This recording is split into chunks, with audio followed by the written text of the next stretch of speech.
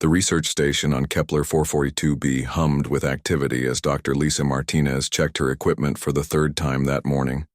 Her hands trembled slightly as she adjusted the communication array. The first contact protocols were clear, but nothing could have prepared her for what was about to happen. The Vulpine alien stood barely 5 feet tall with russet fur that seemed to shimmer in the artificial light. Her pointed ears twitched at every sound, and her amber eyes held an intelligence that made Lisa's breath catch. The alien's most striking feature was her large, fluffy tail that moved with a life of its own. Commander Kate Johnson had warned the research team about the alien's unusual behavior patterns, but Lisa had thought she was exaggerating. Now face to face with the creature, she understood why the military personnel had seemed so on edge. The alien spoke in broken English, mixed with her native tongue. Her voice was melodic and strangely hypnotic. Lisa found herself leaning closer despite every instinct telling her to maintain a safe distance. The translation device buzzed with half-formed words and phrases. Lisa began her standard first contact greeting, but mid-sentence, she felt something wrap around her ankle. The alien's tail had snaked around her leg with surprising strength and showed no signs of letting go. Lisa tried to step back, but the tail held firm. The alien's ears perked forward, and she tilted her head in what might have been curiosity. Her tail tightened slightly around Lisa's leg. Not enough to hurt, but enough to make escape impossible. Lisa's heart rate spiked as she realized she was trapped. Other research team members noticed the situation. Amy Chen reached for her sidearm, but Lisa held up a hand to stop her. The alien's eyes never left Lisa's face, and there was something almost desperate in her expression. The alien began to speak rapidly in her own language. The translation device struggled to keep up, spitting out fragments like need and understand and danger coming. Lisa felt a chill run down her spine as she tried to make sense of the partial translations. Through the observation window, Lisa could see Security Chief Nancy Brooks coordinating with her team. The alien's grip on Lisa's leg remained constant, but her free hand reached toward Lisa's face. Lisa fought every instinct to pull away. The alien's touch was surprisingly gentle. Her fingers traced Lisa's cheek, and she whispered something that the translator rendered as soft skin friend.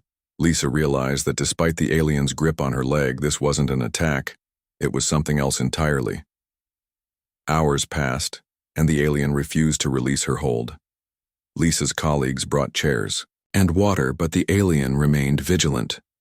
Her tail never loosened its grip, even when Lisa sat down. The alien sat beside her, maintaining that constant contact. As night fell on the alien world, Lisa began to understand. The alien wasn't holding her captive. She was protecting her.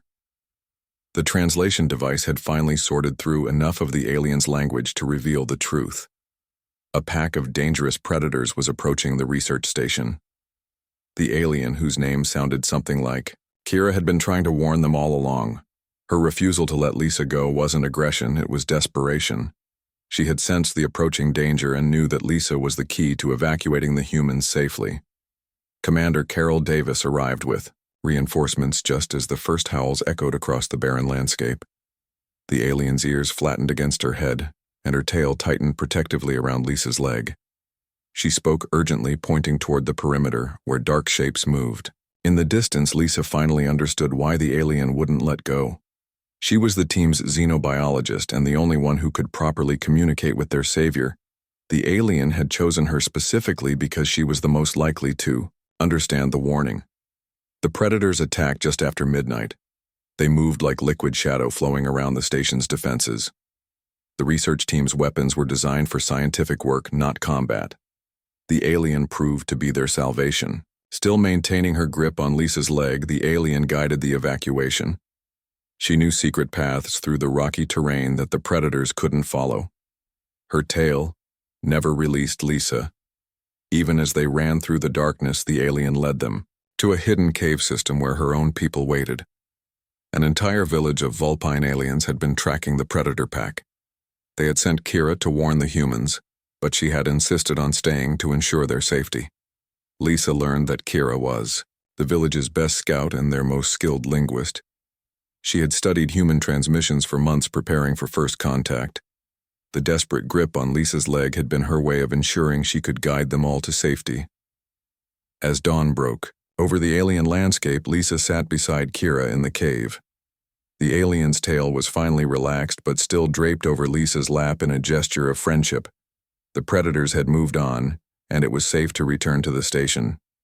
The research team prepared to leave, but Kira's people offered them something unprecedented: a formal alliance between their species. The Vulpine aliens wanted to share their knowledge of the planet in exchange for human technology and protection. Lisa became the official liaison between the two species. Her bond with Kira had created a bridge between their worlds. The aliens' desperate grip had saved not just their lives but had opened the door to a new era of cooperation. Months later, Lisa established a permanent research base near Kira's village. The alien woman had become her closest friend and most trusted guide. Together, they mapped the planet's dangers and wonders, creating detailed reports that would help future human colonies. The Vulpine aliens proved to be natural allies. Their keen senses and knowledge of the planet's ecosystem made them invaluable partners. Lisa often found herself working side by side with Kira, their friendship growing stronger with each passing day. Kira's protective instincts never fully disappeared. She still had a habit of touching Lisa's arm or shoulder when she sensed potential danger.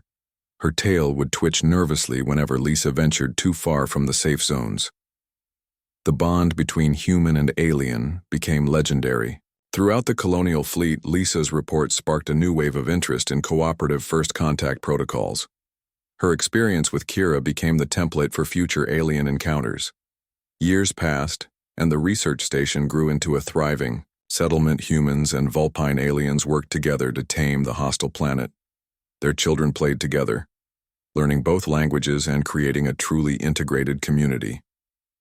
Lisa never forgot that desperate grip on her leg that had started everything. Kira's refusal to let go had saved not just their expedition, but had created something beautiful: the first truly successful human-alien partnership in the galaxy.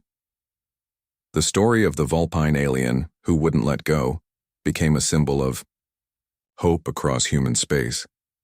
It proved that understanding and cooperation were possible, even in the most desperate circumstances. Lisa and Kira had shown the galaxy what friendship between species could accomplish. Their legacy lived on in the thriving colony they had helped create. Where once there had been fear and misunderstanding, now there was trust and partnership. The alien who had gripped so desperately had been holding on to more than just Lisa's leg. She had been holding on to the future itself.